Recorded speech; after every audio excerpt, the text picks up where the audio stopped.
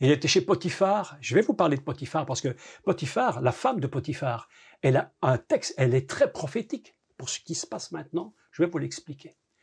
Il était chez Potiphar et sa méchante femme, séduisante, avait vu Joseph, c'est un beau gars, un beau mec, hein, un type super là.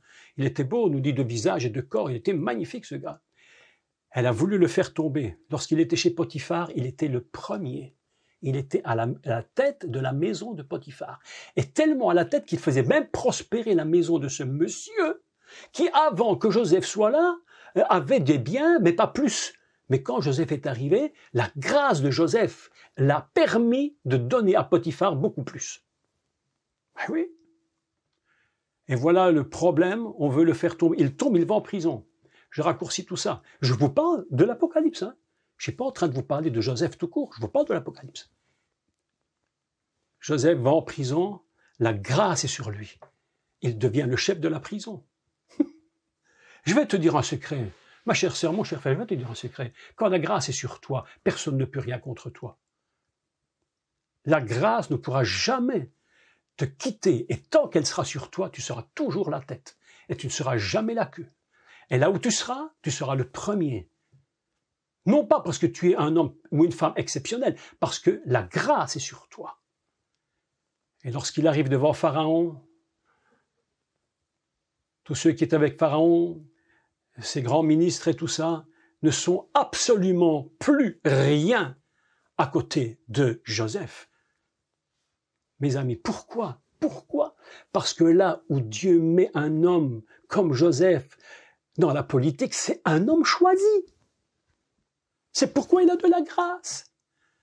Si moi je devais rentrer dans un milieu comme ça, si Dieu ne me met pas la grâce, mais qu'est-ce que tu veux que j'y fasse? Mais demain, je suis traité comme un chien, il me jette comme un moins que rien. Non, il faut être appelé, mes amis, appelé de Dieu. C'est pourquoi, dans ce système babylonien, de la grande prostituée, des rois de la terre, si Dieu ne t'a pas mis, n'y va pas. N'y va certainement pas. Prie, mais n'y va pas. Écoutez, et lisons la suite. Donc voilà que les rois ont véritablement commis la débauche. Vous savez ce que c'est qu'une débauche, hein? La débauche, c'est dans la prostitution, c'est quelque chose d'absolument, mais inimaginable. Inimaginable. Il me transporta en esprit dans un désert. Il me transporta en esprit dans un désert.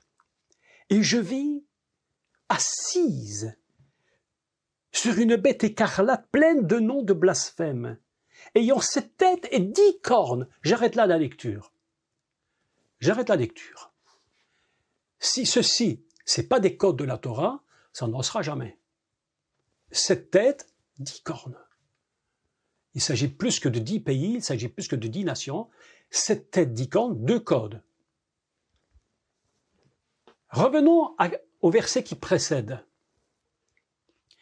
Il me transporta dans un désert. Je me suis posé cette question. Pourquoi est-ce que tu transportes Jean dans un désert? Pourquoi tu ne l'as pas mis carrément là où nous aurions-nous pu imaginer la prostituée, Babylone, avec toutes ses richesses, ses parures? Pourquoi tu la mets dans un désert? Eh bien, mes amis, pour que nous comprenions bien une chose très importante, c'est que ce que Dieu voit d'elle, c'est pas ce que nous voyons d'elle. Nous regardons le monde et Babylone, et nous aurons l'opportunité de lire toute la richesse de Babylone, de cette prostituée, comment elle fonctionne. Elle gère le monde politique, elle gère le monde financier, le monde religieux, elle gère tout, elle possède tout. Et nous regardons, et le monde que nous avons, nous voyons, et nous disons, mais c'est incroyable toute cette richesse que cette femme peut gérer, mais comment est-ce possible?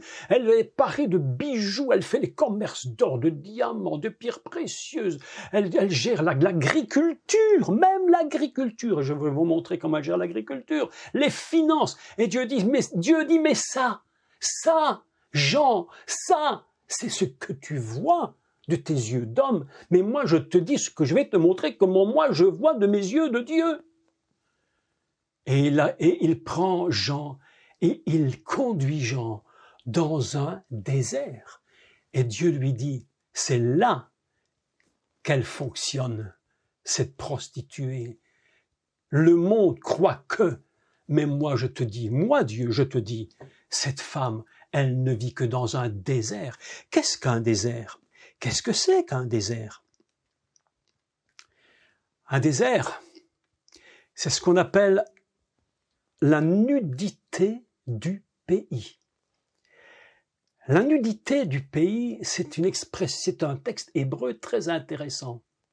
On retrouve ce texte-là pour la première fois, mal traduit en français, mais très difficilement traduisible autrement, dans Bereshit 42.9. Bereshit 42.9. C'est l'histoire de Yosef qui reçoit ses frères. Après les avoir plus vus depuis 17 ans, ou je ne sais combien, beaucoup d'années, ils n'ont plus vus, et puis ses frères reviennent, et puis Joseph va un peu les titiller, et les provoquer un peu, en leur disant, vous êtes venus pour voir, mais lisons-le, on va le dire, Bereshit 42.9, je crois que c'est ça, Bereshit 42.9, Genèse. Je crois que ça doit être ça, si je ne me trompe. Ah, voilà. Donc nous sommes, les frères de Joseph arrivent en Égypte, et c'est Joseph qui leur parle. Et il les avait reconnus, évidemment, les frères, évidemment, pas du tout. Pas du tout. Vous savez, on peut vous avoir connu, mais lorsque Dieu t'appelle et qu'il te met quelque part, demain, on peut très bien ne plus te reconnaître, se demander qui est ce monsieur, qui est cette dame. Mais lorsqu'il t'élève, il t'élève. N'oubliez jamais qu'en Égypte, tous ceux qui ne voulaient pas de lui, en une minute, en une seconde, tout le monde était prosterné aux pieds de Joseph. Même la méchante Madame Potiphar. Quand Joseph passait, on criait « Joseph est là !» Et la Bible dit « Et tout le monde se prosternait devant lui. » Et Joseph ne disait pas non. Ah bah oui. Vous savez, aujourd'hui, dans l'Église, on a des systèmes. Oui, il ne faut pas être orgueilleux, il ne faut pas être orgueilleux. Écoutez, mes amis, l'orgueil, c'est pas ce qu'on croit. L'orgueil, c'est parce qu'on croit. Quand Dieu t'élève, tu n'es pas orgueilleux. C'est Dieu qui t'élève. Qu'est-ce que c'est que l'orgueil? C'est quand tu t'élèves tout seul et que tu ne le mérites pas. Mais si tu mérites l'élévation et que Dieu t'élève et que les gens te font les honneurs, ben, accepte les honneurs. Pour être humble, il faut avoir une raison de l'être. Eh ben oui, celui qui roule dans une vieille Dodge qui roule et qui tombe en panne tous les 10 km n'a aucune raison d'être orgueilleux. Il n'a pas besoin d'humilité, ce monsieur. Mais non, il roule dans une vieille voiture, tu tournes le volant 3 fois avant qu'elle prenne son tournant. Mais non, qui c'est qui a besoin d'humilité? Ben celui qui roule en Rolls-Royce au minimum. Ben là, lui, au moins, s'il n'est pas humble, au moins, ce sera catastrophe. Donc, écoutez ce qui est écrit. Verset 9, 42-9.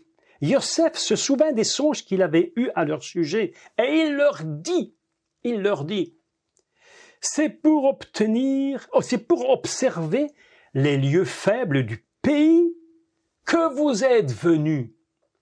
Le texte est réellement il dit, c'est pour observer la nudité du pays. La nudité du pays. Ce mot est le même mot qui est utilisé lorsqu'il est écrit dans la Genèse, chapitre 2 ou 3. Ils étaient tous deux nus, ils n'en avaient point honte. C'est le même mot. Donc, voilà que nous apprenons que un pays, le désert, c'est quoi? C'est la nudité d'un lieu. Il n'y a rien dans ce pays, dans ce lieu, qui peut pousser. Le désert de pierre, si vous avez été en Israël, peut-être certains d'entre vous avez vu que le désert de pierre, c'est quelque chose de terrible. Le désert de sable n'est déjà pas amusant, le désert de pierre est peut-être encore pire, puisque ça te coupe les pieds, ça te coupe les mains, tu sais pas comment faire pour marcher, c'est terrifiant. Et voilà que Jean est conduit dans un lieu, et dans ce lieu, on peut dire que c'est la nudité du pays. Dieu regarde le monde avec cette femme prostituée comme un monde de nudité, un monde où rien ne peut fonctionner sans lui. C'est pourquoi ce que nous voyons n'est pas ce que Dieu voit. Dieu regarde le monde et il voit un monde où rien ne pousse, où rien ne fonctionne bien. Et cette femme, elle est placée dans un lieu où elle s'imagine. Le système s'imagine qu'il est dans un endroit de prospérité, de grande. Dieu dit, ma chère, t'es nulle part, sinon dans un désert complètement nu. Tu n'es plus rien, tu n'es rien pour moi. Devant ce système, tu n'as rien, tu ne possèdes rien. Ce que tu crois posséder, en réalité, tu le possèdes, mais tu ne peux pas subsister dans un lieu comme celui-là. C'est impossible. C'est la raison pour laquelle l'Antichrist voudra absolument aller à Jérusalem. Parce qu'il sait que dans le lieu où il se trouve, ce lieu-là est un lieu absolument de mort. Et il veut toucher un lieu où il y a quand même quelque chose de vie. Et il va essayer de s'emparer du trône à Jérusalem et du temple de Jérusalem. C'est pourquoi il y aura un conflit entre la bête et la prostituée. Prendre un lieu de vie. Il me conduisit en esprit dans un désert, un lieu mort. Un lieu où rien ne pousse. N'allez jamais dans un désert. Écoutez mes amis, je vous dis, c'est des parenthèses que je fais, mais n'allez jamais dans un désert tout seul. N'allez jamais dans un désert que vous choisissez vous-même. Si Dieu ne vous conduit pas dans un désert, n'y allez pas. N'y allez pas. Dieu ne nous a pas appelés à aller dans les déserts. Si parfois il nous met dans un désert, c'est pour des bonnes raisons, mais il faut qu'il nous ait mis lui-même. Et voilà que la prostituée se trouve dans ce désert. C'est parce que, qu'est-ce que c'est un désert? C'est un lieu où il n'y a rien à manger. C'est la famine. Il n'y a rien. Et le Mashiach, Yeshua nous appelle, et il nous rappelle, et il nous dit, dans la fin des temps, il y aura des famines. Pourquoi il y aura des famines dans un monde où il y a tout pour avoir à manger? Explique-moi. Pourquoi? Parce que le système prostitué Babylone est dans un désert. C'est là qu'il se trouve. Et dans ce lieu-là, eh bien oui, il y aura des famines. C'est des lieux de mort, des lieux de destruction. Ça, c'est terrible.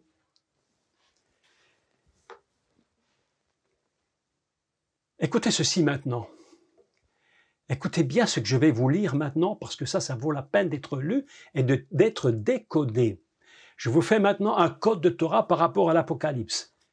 C'est quelque chose que probablement on ne fait jamais, ou si ça se fait, c'est extrêmement rare, mais moi j'ai jamais entendu ça. Mais écoutez bien ce que je vais vous lire maintenant en hébreu, et je vais le décoder dans le code de Torah, dans la valeur du code numérique. Écoutez. Il est parlé de Madame Potiphar. Madame Potiphar avait repéré le beau jeune homme Joseph. En plus, Yosef veut dire l'ajouter. Là où Yosef se trouve, écoutez, c'est absolument surprenant, il est toujours l'ajouté.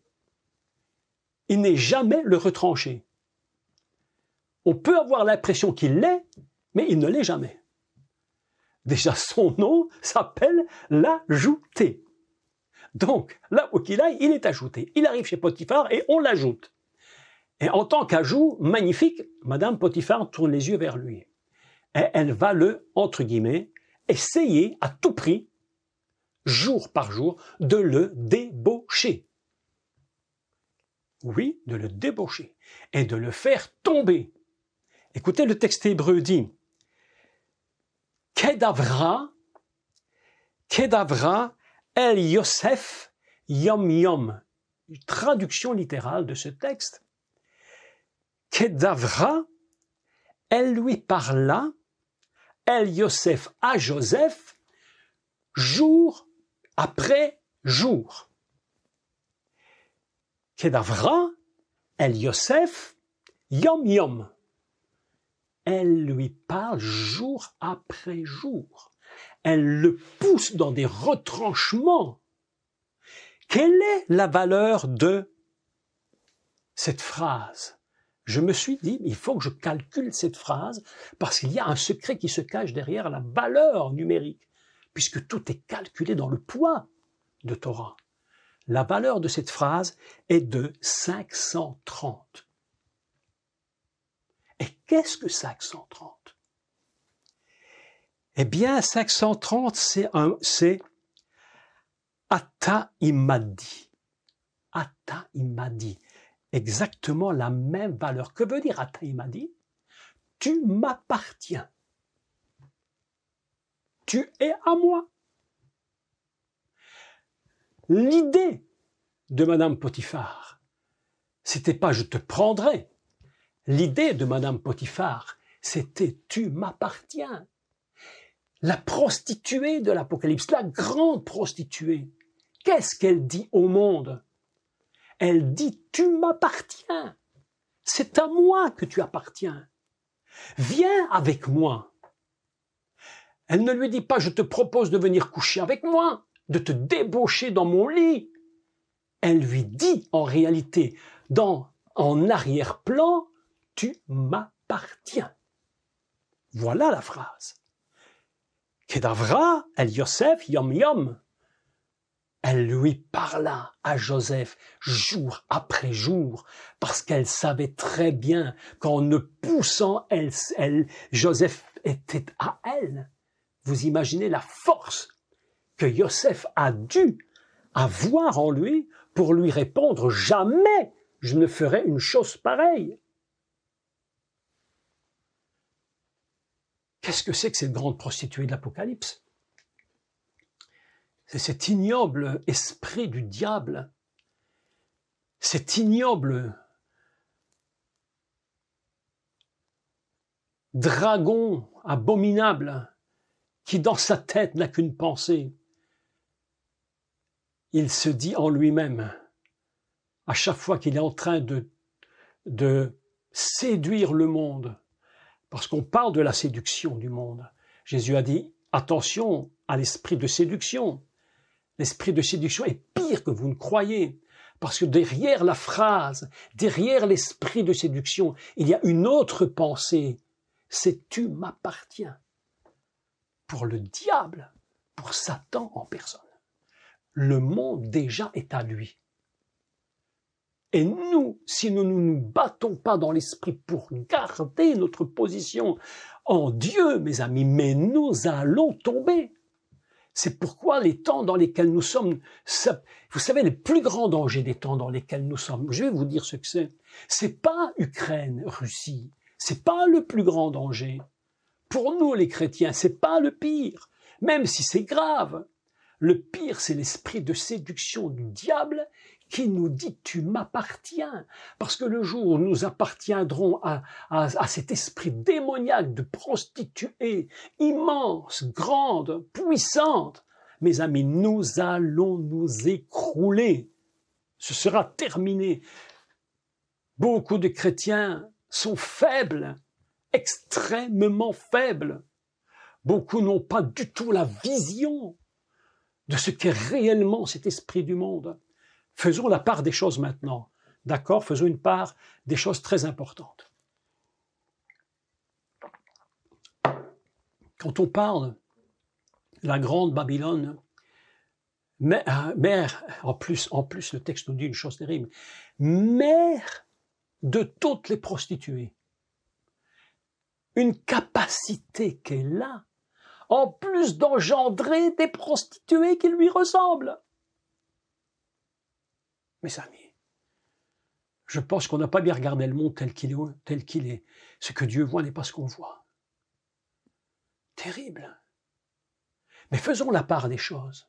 Sur cette terre, vous et moi, nous avons besoin de vivre. Nous avons besoin de manger, nous avons besoin de nous habiller. Nous avons besoin de l'agriculture, nous avons besoin des finances, nous avons besoin, c'est normal. Donc faisons la part des choses, entre les choses dont nous avons besoin et qui nous sont légitimes, et les choses que nous avons besoin et qui, elles, seraient illégitimes par le système. Donc là, nous avons véritablement besoin de comprendre comment nous devons fonctionner, comment nous allons gérer notre attitude sur cette terre par rapport à ce qui se produit, par rapport à ce qui se passe sur cette terre. Tout ça est très important. Vous voyez que lorsqu'on parle de l'Apocalypse et de ce genre de textes, ça demande quand même des réflexions un peu différentes de ce qu'on fait d'habitude. C'est pas simplement, voilà, la grande Babylone est tombée, chouette, on passe à autre chose. Non, non. Il faut que nous comprenions le sens du texte profondément pour comprendre dans quoi nous sommes embarqués aujourd'hui. Il y a un texte qui, vous savez, l'expression en française qui est pas très belle d'ailleurs, il dit « on est tous dans le même bateau ». Non, je ne crois pas qu'on est dans le même bateau. Il y a le monde qui est dans le bateau du monde, et puis nous sommes dans la barque avec Jésus. Alors la tempête peut souffler, mais je ne suis pas dans le même bateau. Vous et moi, nous ne sommes pas dans le même bateau, du moins je l'espère, et je le crois puisque vous êtes là. Nous ne sommes pas dans le même bateau. La tempête souffle sur la terre. Aujourd'hui, les montagnes sont en train de se lever, en train d'hurler de colère. Et parfois, les colères est tellement grande, la colère de Dieu est tellement immense que le monde est en train de se bousculer dans tous les sens, à crier partout. Mais nous ne sommes pas dans le même bateau. Nous sommes dans le bateau du Seigneur et dans le bateau de la sainteté. Et nous nous gardons là. Et c'est là que Dieu pourvoit à nos besoins. Vous avez remarqué, mes amis, écoutez-moi, vous avez remarqué que dans les évangiles, c'est après la tempête que vient la multiplication des pains. Est-ce que vous avez remarqué ça? C'est après la tempête. Tout le monde va voir Jésus. Et lui, il va multiplier. N'ayez pas peur. Nous ne sommes pas dans le même bateau. Continuons la lecture. Tu m'appartiens. Voilà une parole qu'il faut retenir. Un autre mot qui vaut 530, je vous le cite au passage, très très intéressant, mot d'ailleurs, qui vaut 530, qui a l'idée de rassembler tout le monde dans un même endroit, dans une même idée. Vous savez ce que c'est ce mot? Knesset. La Knesset, c'est un lieu où on s'assemble. En France, on dit l'Assemblée nationale. Un lieu de rassemblement. 530. C'est-à-dire, tu m'appartiens, tu es dans mon système et je ne te laisserai pas sortir de mon système. Au contraire, je vais tout faire pour te séduire, pour que tu rentres dans le système. Ah.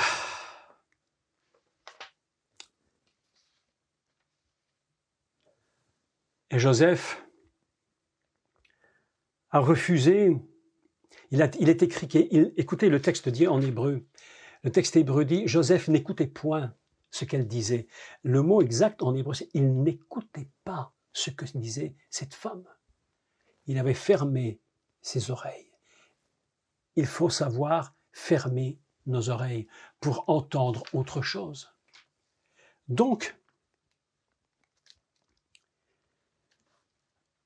nous allons encore pendant quelques minutes et puis nous passerons à la semaine prochaine. Si vous êtes d'accord que la semaine prochaine, on continue le même texte, la même étude, ça vaut probablement la peine de continuer pendant 2-3 cours, la même, pour clôturer tout ce thème. Tout ce thème très important, si on traîne trop, ça risque de un peu se diluer dans notre tête. Donc comme ça, on peut concentrer plus le système. Écoutez la suite. Je vis une femme assise sur une bête rouge, littéralement écrit, si on fait le texte hébraïque, pleine de noms de blasphème. Je ne sais pas si vous vous rendez compte de la puissance des mots, mais je pense que lorsque Jean a vu cette femme, cette vision, il a été absolument choqué. Ayant 7 têtes et 10 cornes. On va tout expliquer en détail, hein? Tout expliquer en détail, en redétail. Cette femme était vêtue de pourpre et d'écarlate et parée d'or. Imaginez, c'est ce qu'on appelle prostitution de luxe. Prostituée de luxe. Et de pierres précieuses et de perles, la suite est absolument incroyable. Elle tenait dans sa main une coupe d'or, remplie d'abominations et des impuretés de sa prostitution. Mes amis, mes amis, mes amis, je ne sais pas si vous imaginez ce que représente une chose comme celle-là. On ne peut même pas imaginer ce qui se passe dans les lieux de prostitution. Quand ces femmes, qui elles ne sont même pas toujours volontaires, mais parfois prises de force, mais quand elles sont volontaires, comme ici, un esprit qui le veut, elle tient dans sa main une coupe remplie d'or. Vous imaginez la richesse qu'elle possède, remplie d'abominations et des impuretés de sa prostitution. Je ne sais pas ce que Jean a vu dans la coupe, mais sans faire de détails là-dessus, je peux imaginer ce qui se passe dans une chambre de prostituée. Au pire du pire. Vous imaginez. Voilà ce que Dieu dit du monde et de ce qui se passe au-dessus de nous. Sur son front était écrit un nom, un mystère. Babylone la grande, mère des prostituées. Écoutez les mots. Elle est capable, cette femme, d'engendrer de la prostitution. Voilà, mes amis, ce que Dieu dit du monde dans lequel nous sommes. Je mets un poids sur ce que je dis pour qu'on comprenne bien ce que le texte représente. Ça dépasse simplement un commentaire et une lecture. Capable d'engendrer des prostituées, mères, des prostituées et des abominations de la terre. Je fais la lecture. Aujourd'hui, je termine la lecture. Mardi prochain, je vous explique tout cela en détail. En détail. Et je termine la lecture. Je vis cette femme, écoutez maintenant, ivre. Vous avez déjà vu quelqu'un de ivre quand il est complètement parti dans son ivresse? Écoutez, franchement, c'est horrible. C'est plus qui il est, c'est plus où il va, il raconte n'importe quoi, il est dans un délire total, parfois très violent et, écoutez, ivre, mais pas de n'importe quoi. Ivre du sang des saints et du sang du témoignage de Yeshua. Comment peut-on être ivre du sang des saints et du témoignage des témoins de Jésus? Comment est-ce possible? Qu'est-ce qu'il faut qu'elle ait fait? Et pour en être ivre, écoutez bien ce que je vais vous dire. Il faut qu'elle en ait de la joie. On ne s'enivre pas, elle s'enivre par plaisir. Elle est ivre par plaisir d'avoir tué les témoins et les saints et les témoignages de Jésus. Elle en est heureuse, elle boit, elle en est ivre. Et imaginez l'image, elle est là sur cette bête à cette tête et 10 cornes, elle est là avec sa coupe en train de se réunir, elle est complètement ivre, le sang des saints coule le long de sa bouche, elle en a partout, c'est le sang des saints et des témoins de Jésus. Mes amis, on n'a pas compris, je crois qu'on n'a pas bien compris le monde dans lequel nous sommes. Et ce qui se passe là-haut dans l'esprit, parce que tout ça est spirituel. Le véritable combat, je le redis, c'est pas l'Ukraine, c'est pas le vrai combat, c'est pas le vrai. Ça, c'est quelque chose qui se produit et dramatique à cause de quelque chose de bien plus haut et de bien plus pervers qui est au-dessus. Et je vis cette femme ivre du sang des saints et du sang des témoins de Yeshua. Et Jean dit, en la voyant, je fus saisi d'un immense grand étonnement. La réponse de l'ange est très surprenante. Lorsque l'ange voit Jean, j'imagine l'apôtre dans sa vision, il est là complètement, cette histoire, il est complètement étonné. Et l'ange le voit complètement étonné. Et l'ange lui dit, mais pourquoi tu t'étonnes? Pourquoi t'étonnes-tu? Ah bon? Je te dirai le mystère de la femme et de la bête qui la porte, qui a les 7 têtes et les 10 cornes. Eh bien, mes amis, Aujourd'hui, cette introduction à ces quelques versets, je voulais faire pendant cette heure qui est passée. Mais le temps passe vite. Hein. Le temps passe tellement vite qu'on pourrait rester encore 1 heure ensemble et puis continuer d'apprendre et d'étudier et d'apprendre. Le temps passe tellement vite. Mais la semaine prochaine, je vais reprendre en détail. Qui est cette prostituée? Et comment fonctionne-t-elle? Il faut que nous ayons du discernement pour comprendre le fonctionnement de cette prostituée Babylone, pour que nous comprenions comment nous, les enfants de Dieu, nous devons réagir et comment nous pouvons nous protéger. Donc, la semaine prochaine, ce sera un cours très important sur le fonctionnement du système. Vous imaginez que Dieu est en train de nous dire le monde dans lequel vous vivez, en fait, c'est un monde contrôlé par un esprit complètement démoniaque. Prostitution totale, absolument insupportable à voir. Et nous sommes confrontés à ça. Si l'esprit de Yeshua, l'esprit de Dieu ne nous garde pas, si nous n'avons pas les yeux complètement ouverts et le cœur complètement livré au Seigneur, mes amis, alors je vous dis, nous ne pourrons jamais tenir. Nous devons aller à l'arbre de la vie. Nous devons nous abreuver à l'arbre de la vie. Nous devons nous fixer à lui. Nous devons en manger les fruits tous les jours, tous les jours. Est-ce que vous savez que l'arbre de la vie, il possède une chose absolument unique dans toute l'histoire? Il a 12 saisons. 12 saisons. 1 saison par mois. Pour nous dire, il ne vous manque rien, accrochez-vous à moi, je vous donne dans ce dont vous avez besoin pour traverser les temps dans lesquels nous sommes. Nous allons voir dans les semaines, dans les mois, les années peut-être, de très très grands bouleversements sur la terre, je vous le dis vraiment. Je ne suis pas en train de prophétiser comme un prophète qui raconte. Non, je vous parle de la Bible. Nous allons voir des grands bouleversements dans le monde. Les choses que nous connaissons aujourd'hui, peut-être un peu vont s'arranger, mais nous allons connaître des choses extrêmement compliquées et difficiles. Et nous devons nous accrocher au Seigneur pour pouvoir tenir à travers tout ça, je vous assure.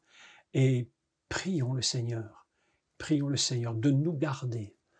Nous aurons l'opportunité dans le prochain cours d'expliquer qui est cette femme. Dans le cours suivant, je vous parlerai de la destruction, de l'autodestruction de Babylone.